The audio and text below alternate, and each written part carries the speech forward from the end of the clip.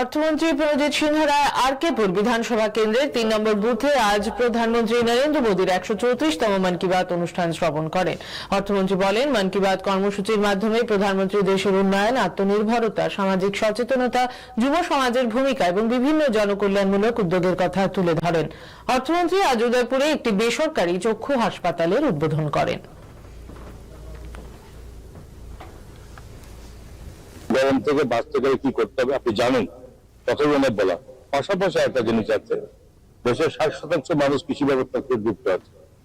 এই যতগুলো কথা বলেছেন সব কৃষকদের সঙ্গে যুক্ত আছে, তো এইগুলো যাতে কৃষকরা অনুপ্রাণিত হয়। এবং উনি বলেছেন, প্রধানমন্ত্রী বলেছেন, স্বাভাবিক কথা এগুলো ধরুন বাজারে কৃষকদের জন্য অনেক লাভবান আমি মনে করি। কেন হবে?